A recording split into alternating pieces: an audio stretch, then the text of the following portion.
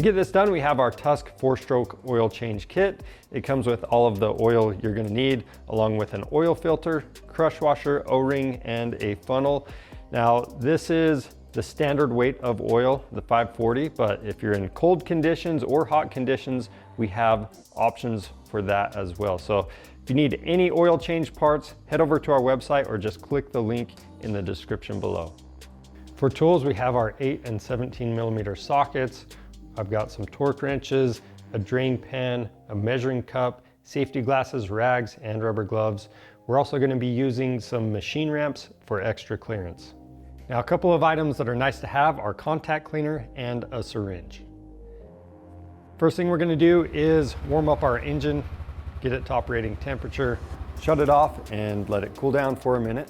Then underneath the machine, at this rear skid plate, there's an oval. That's where the drain plug is going to be. We'll go ahead and place a drain pan underneath that and remove the drain plug.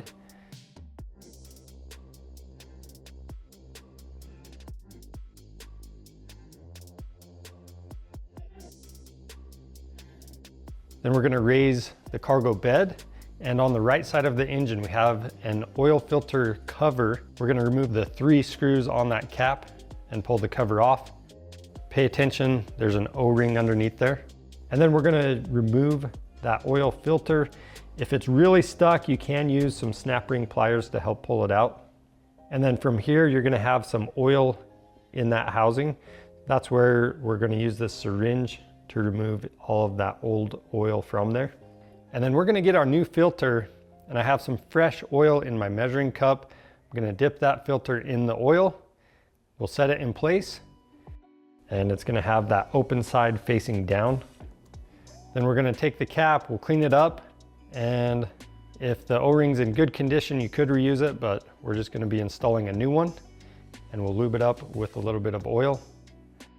We'll set that cap in place, install the bolts, and then we're gonna torque those down to 89 inch-pounds.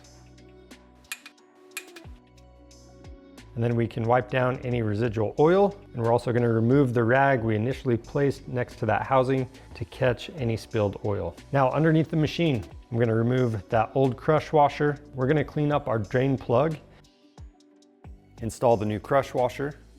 We'll make sure that sealing surface is clean, and then we'll thread the drain plug in, and we're going to torque that to 22 foot-pounds. Now, to fill the engine with oil, we're going back to the right side of the machine.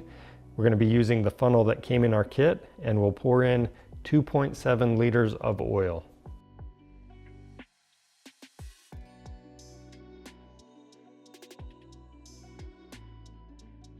I'm going to wipe down that sealing surface, install the dipstick,